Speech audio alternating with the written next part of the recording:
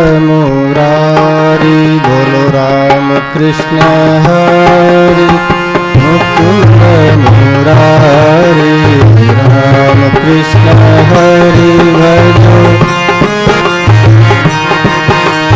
राम कृष्ण हरि भजो मुकुंद मुरारी राम कृष्ण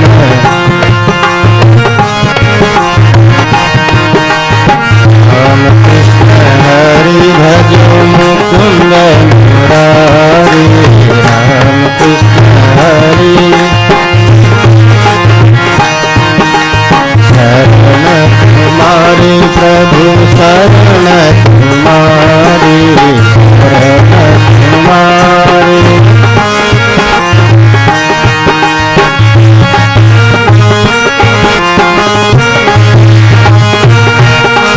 राम कृष्ण हरि भजो मुकुंद मुरारी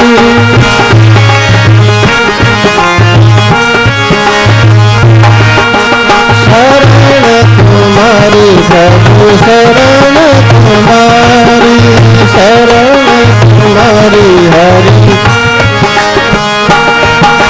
हे गिरधारी शरण तुम्हारी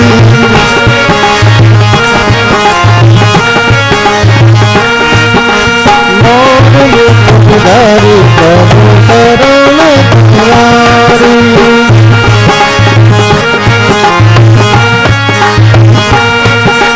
राम कृष्ण हरि मुकुंद मुरारी भजो राम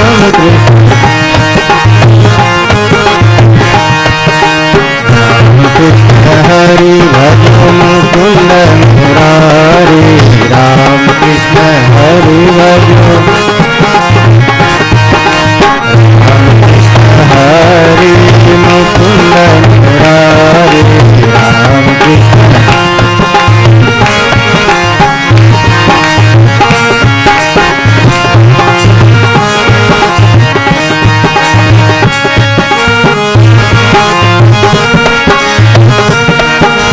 राम कृष्ण हरि भजो मुकुंद मुरारी राम कृष्ण हरि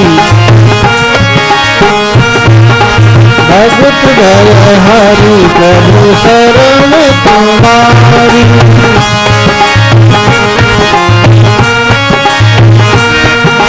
शरणागत हितकारी हरि शरण तुम्हारी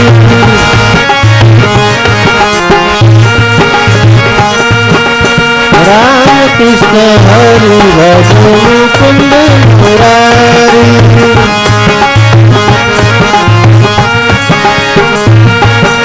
राम कृष्ण हरि मुकुंद मुरारी भजो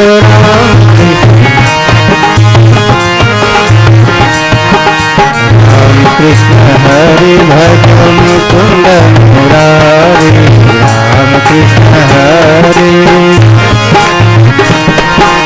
राम कृष्ण हरि बोलो मुकुंद मुरारी राम कृष्ण हरि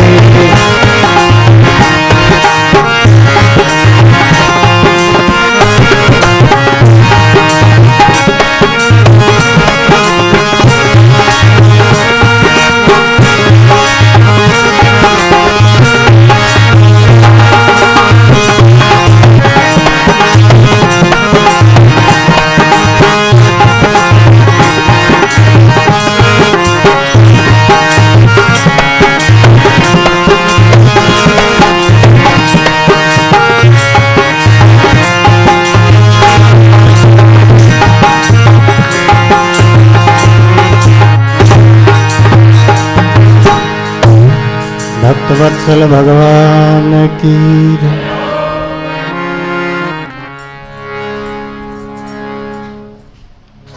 प्रकृति क्रियमाणानि गुणे कर्माणि सर्वश अहंकार विमूढात्मा कर्ता अहम् इति मन्यते।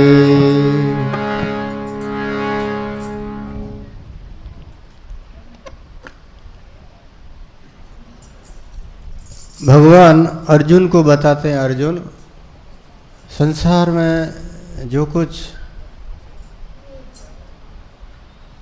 क्रिया कर्म और कारण जो भी कुछ है वो ईश्वर के द्वारा निर्मित है।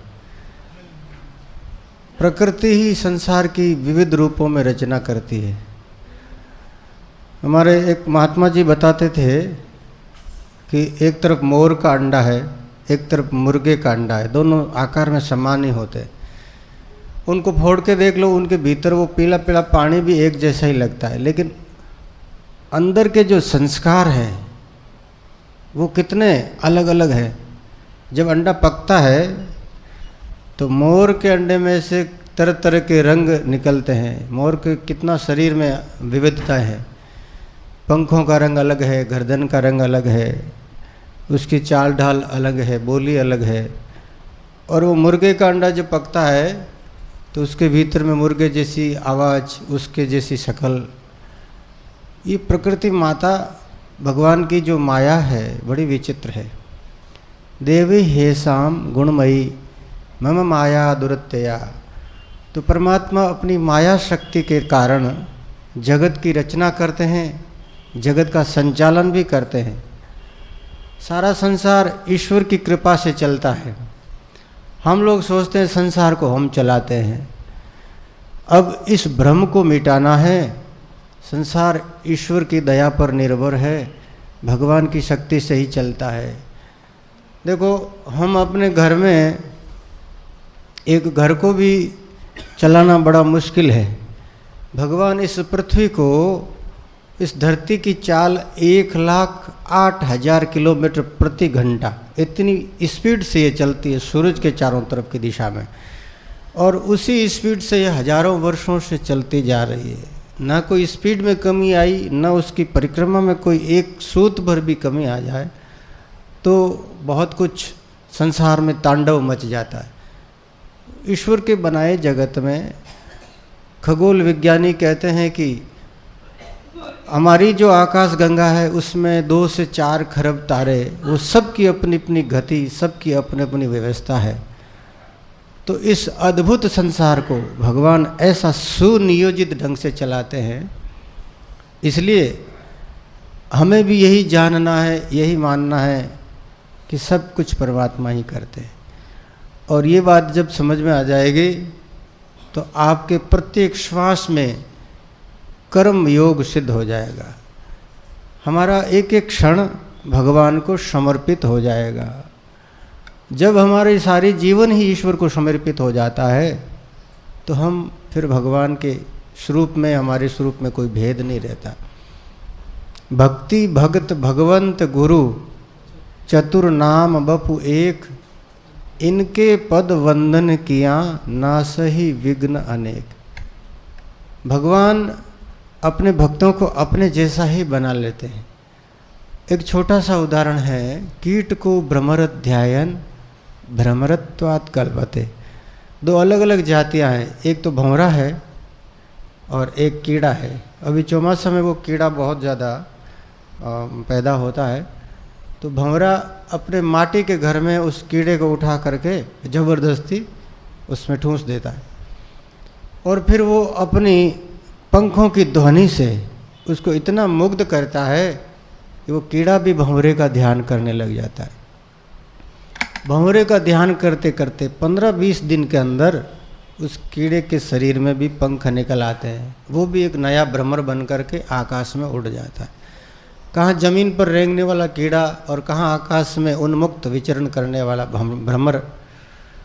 ये बिल्कुल जातिगत भेद होते हुए भी वो जैसे कीड़ा भंवरा बन जाता है, ऐसे ही हम 84 में फंसे हुए अज्ञान में भटकने वाले 84 के कीड़े की तरह, अगर कोई संत महात्मा, कोई गुरु की कृपा हो जाए तो गुरु कृपा से हम भी जीव से शिव बन जाएंगे। सतगुरु की ऐसी महिमा है, जो ज्ञान दाता है, जो हमारे अंधकार को मिटा सकते हैं। ऐसे महापुरुष की शरण लो, बुद्धम शरणम गच्छामि। ऐसे बुद्ध पुरुष ऐसे ज्ञानवान व्यक्ति, बुद्ध का अर्थ होता है जिन्होंने ईश्वर के तत्व को जाना, जिन्होंने भगवान की माया शक्ति को समझा, जिन्होंने जगत के सत्य तत्व को पाया, ऐसे महापुरुष की शरण लो। उन महापुरुषों की शरण से आपको कर्म योग का, भक्ति योग का, ज्ञान योग का रहस्य समझ में आ जाएगा। तो अब कर्म योग क्या है, इस पर हमारी चर्चा चल रही है। प्रकृति क्रियमाणानि गुणैः कर्माणि सर्वश, सारे कर्म प्रकृति के द्वारा होते हैं। तो फिर हम कर्ता क्यों हैं? हम कर्ता अज्ञान से बनते हैं। क्या हम अपने श्वास को खुद चलाते हैं? हमारे शरीर में जो खाया पिया अन्न है उसको हम पचाते हैं? क्या अन्न से जो रस बनता है, रक्त बनता है, वो हम बनाते हैं? अरे हमने तो सफ़ेद दूध पिया था, शरीर में लाल लाल खून, वो हमने तो नहीं बनाया। तो कौन बनाता है? ये प्रकृति माँ काम करती है। वही प्रकृति माँ सारे संसार को चलाती है, हमारे शरीर को भी चलाती है। तो जब प्रकृति करती है तो फिर मैं बीच में लाडा की बुआ बन करके कर्मों का बोझ अपने ऊपर क्यों लूँ? गाड़ी के भीतर बैठे हैं, अब गठरी को अपने सिर पर क्यों ढोएं भाई? उस गठरी को डाल दो नीचे, वजन तो उसी पर है। बस इतनी सी बात समझनी है, आपका जीवन कर्म योगी का जीवन हो जाएगा। आपने सुना होगा कि संत नामदेव जी महाराज अपनी झोंपड़ी बना रहे थे। उन्होंने पहले तो झोंपड़ी के लिए कुछ लकड़ियां काटी, सूखी सूखी। एक आध बार गीले आंकड़े को काटने की कोशिश की, कवाड़िया से जैसे ही प्रहार किया तो आंकड़े के उस पेड़ में से दूध निकलने लगा। अरे भगवान, ये तो जीवित है। उन्होंने अपने शरीर पैर पे भी कवाड़िए से वार किया, खून निकला। ये सफ़ेद खून है आंकड़े का, ये लाल खून है। तो उन्होंने ये संकल्प कर लिया कि किसी भी वनस्पति को नुकसान नहीं पहुंचाएंगे। सूखी लकड़ियाँ ला करके उन्होंने झोंपड़ा बनाया रहने के लिए। आदमी को सिर ढकने के लिए छत की ज़रूरत होती है। अब झोंपड़ा बना दिया, रहने लगे। माँ और बेटे दो ही थे। माँ तो बुढ़ी थी, नामदेव जी महाराज जवान थे, लेकिन दोनों ही एक से एक बड़े भगत। जैसी माँ वैसा ही बेटा। एक दिन झोंपड़े में आग लग गई। नामदेव जी महाराज तो परम विरक्त थे। जितने भक्ति करने वाले होते हैं ना, उनके पास संसार का ज़्यादा पसारा प्रपंच होता नहीं है। छोटे से थोड़े से कपड़े, एक दो माचा, चूल्हा, ऐसा कुछ था। झोंपड़े में आग लगी, लोग आए, अरे भक्त नामा का घर जल रहा है, मदद करो। तो सब लोग उस झोंपड़े में से, आग में से सामान बचाने के लिए ला करके दौड़ दौड़ करके बाहर डालने लगे। नामदेव जी को पता लगा, वो कहीं अलबेले मस्ती में भजन कर रहे थे, कीर्तन कर रहे थे। उनको बताया गया कि तुम्हारा झोंपड़ा जल रहा है। जैसे लोग भागे वैसे वो भी भागे, लेकिन लोगों के भागने में आसक्ति, नामदेव जी के भागने में अनासक्ति था। तो नामदेव जी आए, लोग झोंपड़े में से सामान बाहर निकाल रहे हैं, वो बाहर डाली हुई गोदड़ी को लेकर के पटक रहे हैं अंदर आग में। लोगों ने पूछा, नामदेव पागल नहीं हो गया? अरे हम तो तुम्हारी मदद कर रहे हैं, तुम्हारी बूढ़ी माँ के लिए, तुम्हारे जो जीवन यापन का साधन है उसको हम बचा रहे हैं, और तू अग्नि में डाल रहा है। बोले, जब भगवान अग्नि रूप में प्रकट हुए हैं तो अग्नि में जैसे ब्राह्मण आहुति देता है, अगर भगवान को बचाना होता तो वो अग्नि रूप में नहीं आते, वहाँ जल रूप में बरसते। भगवान जब अग्नि बन करके इन वस्त्रों का, पदार्थों का भोग ले रहे हैं तो हमें बचाने की कोई ज़रूरत नहीं है। मैं तो भगवान की इच्छा में अपनी इच्छा मिला रहा हूँ। एक संत समुद्र से यात्रा कर रहे थे। समुद्र में बड़ी बड़ी लहरें उठने लगी, तरंगें। नाव छोटी थी, उसमें वो समुद्र की लहरें, पानी जब इकट्ठा होने लगा, पानी जब नाव में भर जाता है तो नाव डूब जाती है। नाव पानी में तैरती है, लेकिन बिल्कुल अंदर पानी नहीं आना चाहिए। अगर पानी अंदर आ जाता है तो नाव डूब जाती है। ये भी एक कर्म योग का रहस्य है कि न हरि भूलो न जग छोड़ो, कर्म करो जिंदगानी में, दुनिया में ऐसे रहो जैसे कमल रहता है पानी में। ये गृहस्थों के लिए सरल सिद्धांत है। कमल पानी में रहता है लेकिन कभी गीला नहीं होता है। नाव पानी में रहती है लेकिन वो पानी में डूबती नहीं। क्यों नहीं डूबती? क्योंकि वो नाव पानी को अपने अंदर नहीं आने देती। कमल के ऊपर भी पानी गिरा कि उसके अंदर ऐसी प्राकृतिक चिकनाई होती है, वो पानी उसमें चिपकता नहीं है, वो ऊपर अधर ही बिंदु जैसा बना रहता है और वो नीचे लुढ़क जाता है। इसलिए कमल पानी में डूबता नहीं है, गीला नहीं होता है। तो ये उदाहरण है, महापुरुषों ने इस पर विचार किया कि हम संसार में रहें। आप संसार में रहो, शादी विवाह करो, बाल बच्चे बेटे पोते सब इनकी सेवा करो, लेकिन अंत तो गत्वा ये सब भगवान के हैं, ऐसा विचार भी दृढ़ करो अपने अंदर। संसार को अपने अंदर ले आए तो हमारी नाव डूबेगी निश्चित रूप से। संसार में रहना बुरा नहीं है, और संसार में ही तो रहेंगे, अपन जाएंगे कहाँ? अगर कोई व्यक्ति सोचे संसार में ही बंधन है, सन्यासी बन जाए, तो भाई सन्यासियों के तो आपसे ज़्यादा बंधन है। आपका एक छोटा सा परिवार है, अगर आप सन्यासी बन जाओगे तो आपके हजारों चेले चाली ये सब हो जाएंगे। तो उनका संबंध, उनका संपर्क, मोह तो ऐसा ही ऐसा है। अब हमारे यहाँ संतों के पास बहुत सारे हजारों लोग आते हैं, बाप जी आज तो ये हो गया, उनके घर में ये हो गया, बच्चा बीमार हो गया, किसी की औरत को भूतनी लग गया, किसी की भैं खराब हो गई। अब सारे आ करके संतों को अपनी दुख पीड़ा बताते हैं। तो भाई अपने चेले हैं, रामसनई हैं, भगत हैं, अपने से जुड़े हुए, तो उनका दुख भी थोड़ा सा अपने को फील होता है। तो संसार में तो रहना ही पड़ेगा। संसार छोड़ करके कहीं भी जाओगे तो ये जगत पीछा नहीं छोड़ेगा। बलराम दास जी महाराज की एक छोटी सी पुस्तक है, उसमें लिखा है कि घर छोड़ करके कोई सन्यासी हो जाता है तो सन्यासी को भी प्रपंच तो पेट का वो का वही करना पड़ता है, भिक्षा मांगनी पड़ेगी। आप कमा करके खा लेते हो, संत मांग के खाते हैं। तो जो भिक्षा खाते हैं उन पर तो और ज़्यादा अन्न दोष लागू हो जाता है। अब भिक्षा में किस निमित्त से किस प्रकार से बना अन्न आता है ये निश्चित नहीं है। हम लोग गए थे देशवाड़, भक्तिराम जी बाप जी थे। बाप जी कहते थे इस गांव में हम कुछ वर्षों पहले आए, भिक्षा में एक सोगरा मिला। तो गुलाबदास जी बाप जी ने कह दिया, भक्तिया ये जो सोगरा है इसको तू अलग ही रख दे। वो सोगरे को उन्होंने अलग रख दिया। अब उस सोगरे को कुत्ते को डाला, कुत्ता ने नहीं खाया। फिर ये कागलो भी वो सोगरो नहीं खायो। आखिर में 2-3 दिन तक पशु पक्षी भी समझ जाते हैं क्या खाद्य है क्या अखाद्य है। कोई मिलावट कर दो जहर की या ऐसी कोई, तो गाय उस चीज़ को नहीं खाती है। गौ माता में ये ऐसी विशेषता है कि गाय जो दूषित आहार है उसको कभी ग्रहण नहीं करती। हम लोग मनुष्यों का तो ऐसा अभाग है कि हम तो न खाने लायक हो उसको भी खा जाते हैं। नशे जैसी गंदी चीज़ भी शरीर में काया में डाल देते हैं।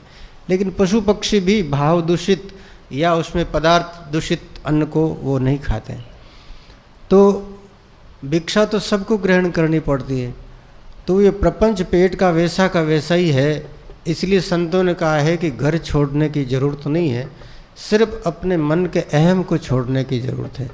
सिर्फ थोड़ा सा भाव बदलने की ज़रूरत है। अगर भाव मेरा नहीं है तेरा, ईश्वर भगवान का है, इतना सा बात समझ में आ जाए तो ये कर्म हमारे कर्म योग बन जाते हैं।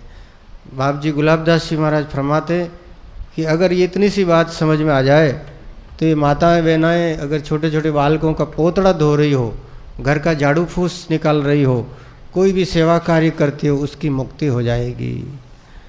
ये बात एक बार हमारे महात्मा बताते थे कि गुलाबदास जी महाराज ने घाटवा गांव में भागवत की कथा करवाई। उस गांव में जो राजपूत परिवार था बड़ा ही भावना में उन्होंने भागवत की कथा करवाई। और ये प्रसंग आता है तो प्रसंग के हिसाब से सत्संग तो चलती रहती है। उनकी जो घर में नई नई बहू आई थी वो बड़े शुद्ध हृदय की थी। उनको ये बात पूरी पक्की समझ में आ जाएगी, जो कुछ कर्म है ईश्वर का है। तो उनके बालक जन्मा, अब ये बालक भगवान कृष्ण कन्हैया का रूप है, जैसे भगवान की माँ यशोदा ने सेवा की, वैसे वो अपने बालक को कन्हैया को मान करके उसकी सेवा करने लगी। बालक को नहला रही है तो कन्हैया को नहला रहा हूँ, बालक को भोजन करा रही, दूध पिलाती, भगवान को दूध पिला रही हूँ, ऐसा भाव हृदय में पक्का हो गया। 6 महीने तक बालक की सेवा की और होनहार उनका प्रारब्ध शरीर का इतना ही था। 6 महीने बाद शरीर ही छूट गया।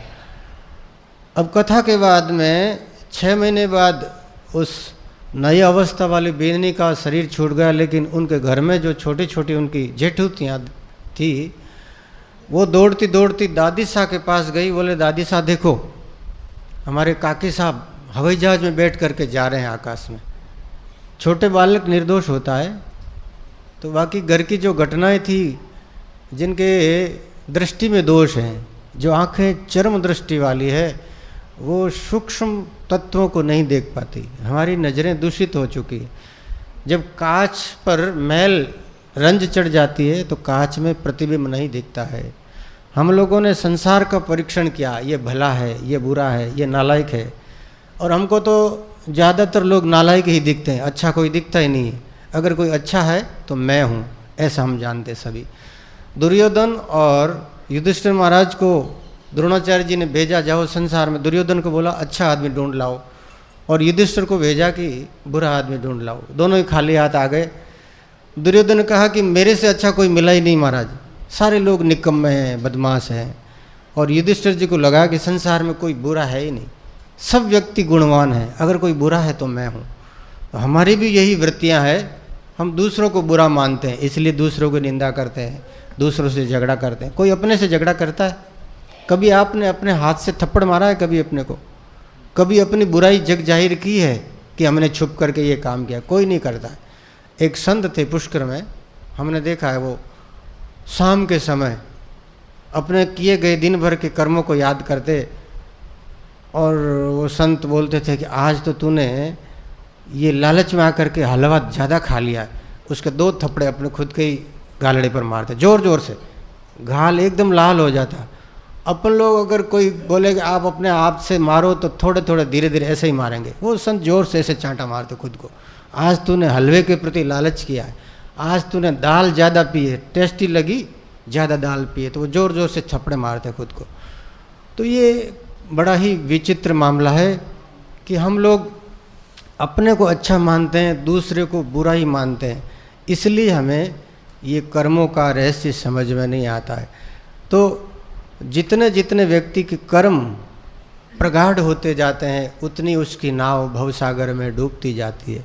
इसलिए संतों ने कहा है, पानी बाड़ो नाव में, घर में बाड़ो दाम, दोनों हाथ उलीचिए यही सयानो काम। अगर नाव में पानी आ जाए ज़्यादा तो आप उसको बाहर निकालो, बाहर निकालने से आपकी नाव, आपकी जान बच जाएगी।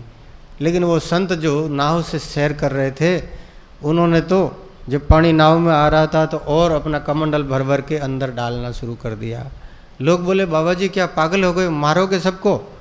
बाबा जी किसी की नहीं सुनते, वो अपना कमंडल जा उसको बाहर समुद्र से भरते और नाव में डालते। थोड़ी देर बाद में वो समुद्र की लहरें शांत हो गई। अब बाबा जी वो नाव का जो पानी था कमंडल से भर भर के बाहर डालने लगे। लोगों ने कहा बाबा पक्का पागल है। पूछा महाराज जी आप में इतनी सी जरा से भी अक्ल नहीं है, जब नाव डूब रही थी तो आप डूबा रहे थे, और अब तो समुद्र में तूफान शांत हो गया, अब तो वैसे भी नाव डूबने वाली नहीं है, अब आप पानी खाली कर रहे हो, ये क्या मामला है, उल्टा मामला। संतों ने कहा भाई देखो, मैं तो भगवान की मर्जी में अपनी मर्जी मिला करके उनकी मदद कर रहा था। जैसा तू चाहे वैसा हो, हम राजी हैं उसमें जिसमें तेरी रजा हो। प्रभु अपनी मर्जी भगवान की मर्जी में मिला दो।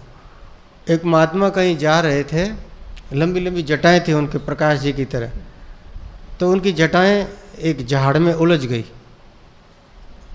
तो महात्मा वहीं खड़े रहे 3 दिन तक। किसी ने आकर के उनकी जटा को खोला। बाबा जी इतना भी नहीं कर सकते, इतने हट्टे कट्टे हो, बड़े मजबूत शरीर वाले हो, अपनी जटा को भी नहीं छुड़ा रहे। महात्मा कुछ बोले नहीं।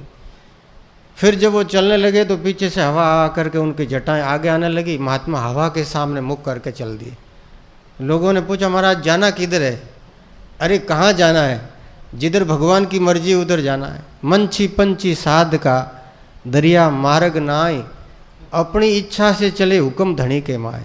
संतों को कहाँ जाना है, सभी भूमि गोपाल की, भगवान का भजन कहीं भी कर लेते हैं। अपन एक इरादा करके चलते हैं, लेकिन संतों का कोई संकल्प नहीं होता है, इसलिए वो हवा के सामने चलने लगे। तो महात्मा ने कहा भाई मैं तो भगवान की मर्जी में अपनी मर्जी मिला रहा था, बस यही रहस्य है। अब ये इतनी सी बात समझ में आ जाए तो हमारे जीवन में कर्म योग की घटना घट सकती है, हमारे कर्म योग बन जाएंगे। और जब कर्म योग बन जाता है तो वो कर्म मुक्ति देने वाला हो जाता है, वो कर्म पुराने कर्मों की रस्सी को काटने वाला हो जाता है। लोहे से लोहा कटता है। अगर किसी व्यक्ति को कोई नुकसान हुआ हो तो वो जल्दी जल्दी ज़्यादा कमाई करके उसकी भरपाई कर सकता है। तो हमारे पुराने कर्मों को काट के लिए अब कर्मों को कर्म योग बनाओ, यही गीता का कर्म योग का सिद्धांत है। बोलो राम।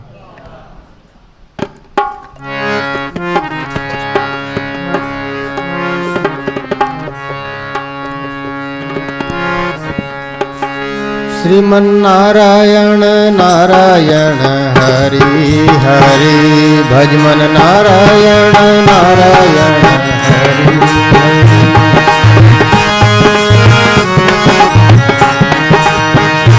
श्रीमन नारायण नारायण हरि हरि, श्रीमन नारायण नारायण।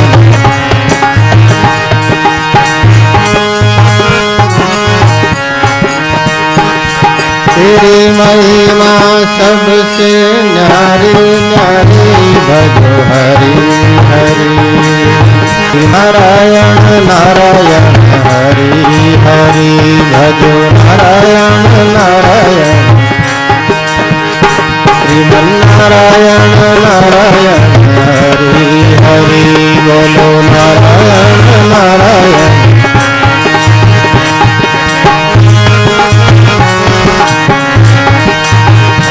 तेरी महिमा जग से न्यारे न्यारे, भजो हरि हरि। तेरे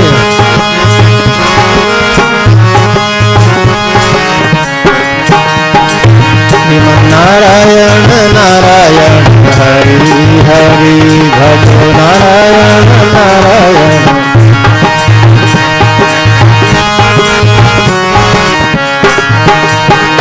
राम नारायण नारायण हरि हरि, राम नारायण नारायण। लक्ष्मी नारायण नारायण हरि हरि, भजमन नारायण नारायण हरि हरि, भजो। तेरे महिमा सबसे न्यारे न्यारे, भजो हरि हरि।